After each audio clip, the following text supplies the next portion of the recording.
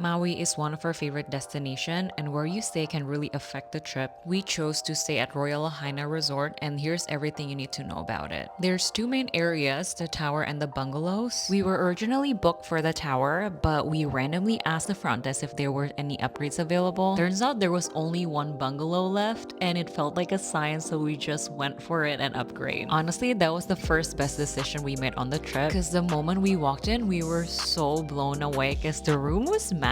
It's so spacious, everything felt brand new, and look at this view, it was gorgeous. And the best part about staying in the bungalow, you're only 2 minutes walk to this beach. The beach is so quiet, peaceful, and one of the most pristine I've ever been to. The water was clear, the sun was so soft, and there were barely any people around. We went every single morning, just wake up, get coffee, and walk straight to the ocean. It felt so unreal. Now let's talk about the amenities. They do have this on-site restaurant, Lahaina Noon. We didn't really go because we wanted to explore more on the area. They offer towels if you want to bring it to the beach or the pool, so you don't have to worry about bringing your own. They also offer reef-safe sunscreen on the premise, water activities to rent like kayak or snorkeling gear. Even though they have two pools, I feel like we always ended up hanging out at the beach.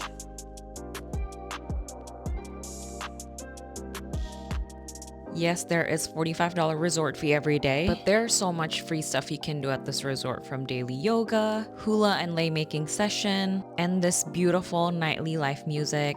The musician change every day, so sometimes there's Hawaiian music, sometimes there's like Bruno Mars music you can jam onto. If you're into golf, you love this place because there's a golf course behind our bungalow.